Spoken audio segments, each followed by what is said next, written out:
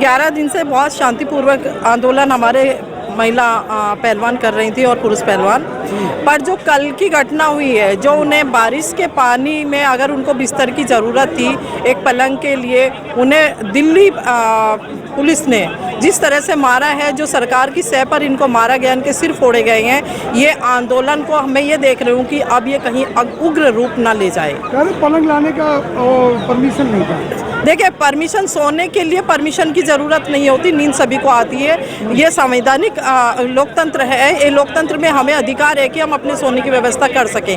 पलंग की बात नहीं तो वो खुद ला करके दे देते हैं, सोना तो चाहिएगा ना। क्या बारिश में भीगते हुए आप सो सकते हैं? नहीं ना। तो उन्होंने सोने की व्यवस्था की थी, कोई अपराध नहीं किया था। कोई उन पे जो हमारे ब्रजभूषण पे आरोप लगे हुए हैं, उन पे कोई आरोप नहीं। वो देश की शान है, देश की मर्यादा है, उसके लिए अगर सोने के लिए उनको डंडे पड़ रहे हैं तो डंडे तो उनको पड़ने चाहिए जेल में डाल करके, जिनके खिलाफ ये बैठे हैं। ये नौबत आई क्यों है? जी ने कहा है कि अगर अमित शाह या मोदी जी कहें तो मैं इस्तीफा दे दूंगा।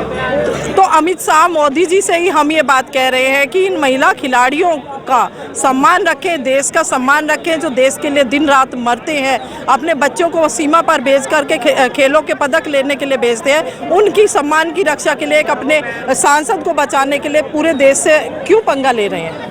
महिला पहलवानों ने रो रो कर आरोप लगाया है रात में कि पुलिस उनके साथ मारपीट कर रही है। आप क्या कहेंगी, सच है या नहीं? देखिए, पुलिस मारपीट अगर महिला खिलाड़ी हमारी कह रही हैं तो जरूर की होगी। सच या झूठ तो आप देख रहे होंगे कि उनकी लाइटें तक काट दी गई है, आज लाइटें, तो क्या उन्होंने ज़रूर मारपीट की होगी, उनको चोट लगी हुई है। ये सच है कि कहीं ना कहीं सरकार की सह पर इनको उठाने का प्रयास रात किया गया। जिस तरह से 28 तारीख में गाजीपुर बॉर्डर से किसानों को उठाने का प्रयास था, उसी तरह इनको भी रात उठाने का प्रयास किया गया। आपने किसानों की बात कही, तमाम किसानों को दिल्ली के बाहर रोक दिया गया है। हाँ जी, किसानों के साथ साथ महिलाओं को भी रोका गया है। हम भी यहाँ 1 घंटा वेट किया, बहुत जद्दोजहद हुई, तब हम 3 महिलाएं यहाँ अपने संगठन से, महिला जागृति मंच की तरफ से, गिदाली की तरफ से, तब हम एंटर किया है। हमें भी आने नहीं दिया जा रहा था। उनको डर है क्योंकि देश एक हो चुका है। इन पहलवानों के लिए, इन महिला पहलवानों के लिए, इन बच्चियों के लिए देश की एक आवाज़ है, इसलिए सरकार को डर है कहीं कोई अनहोनी ना हो जाए, इसलिए सबको तितर बितर। अभी हमारे कुछ किसान भाई थाने में भी बंद है।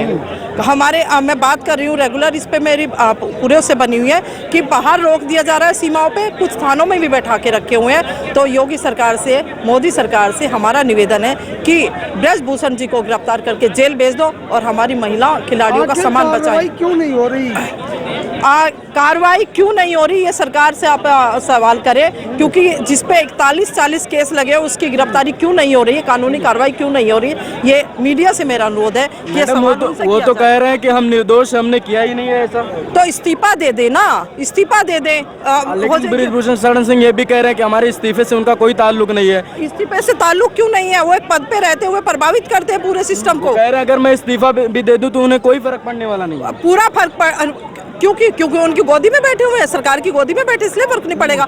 उन्हीं की सह पर ये बात कर रहे हैं, ये अपने आप से कुछ नहीं बोल रहे हैं। अगर जरा सा नहीं, वो तो पहलवानों पर ये कह रहे हैं ना कि हमने कोई उत्पीड़न नहीं किया है, और पहलवानों का मकसद ये नहीं। अगर मैं, वो कह रहे हैं कि अगर मैं इस्तीफा भी दे दूं तो पहलवानों को कोई फर्क नहीं पड़ेगा इससे।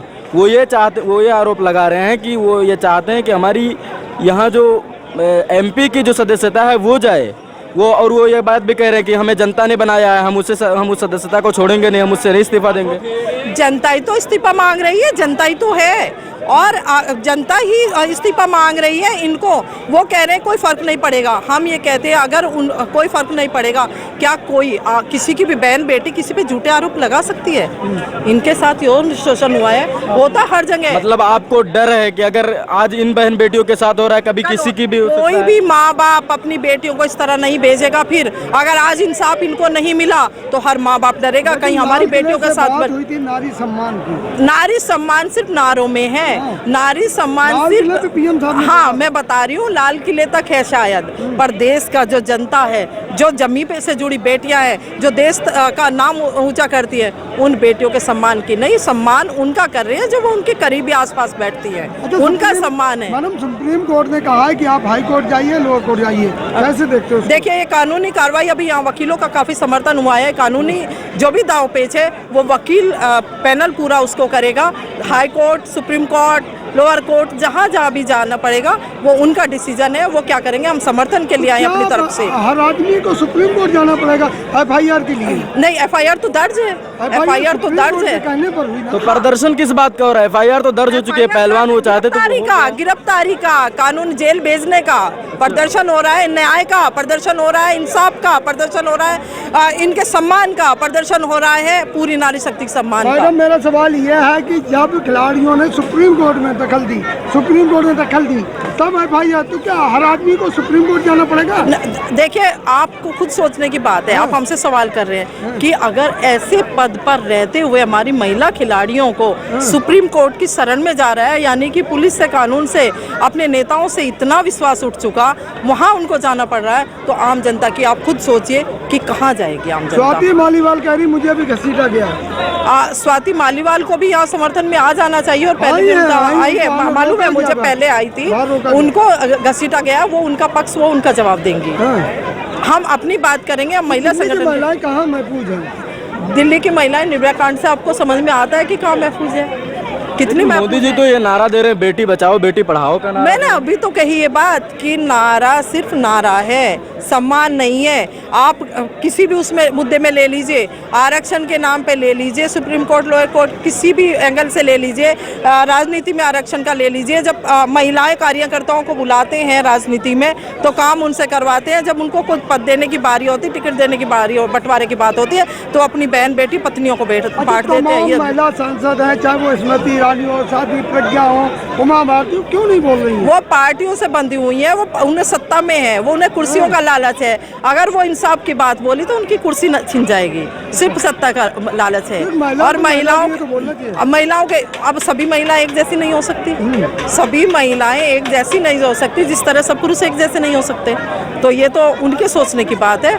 हमारा तो सिर्फ इतना है कि हम इनकी लड़ाई में अंत तक इनके साथ डटे रहेंगे। कहा जा रहा है जाटों का आंदोलन, ये पूरे देश का आंदोलन है। जाटों का आंदोलन तो ये तो कहेंगे फूट डालने के लिए, लेकिन आप यहाँ देख लो, हर बिरादरी का आदमी आया हुआ, हर प्रदेश का आदमी आया हुआ है, तो सभी का आंदोलन है और पहलवानों के साथ रहेंगे जब तक ब्रजभूषण सिंह की गिरफ्तारी नहीं हो जाएगी।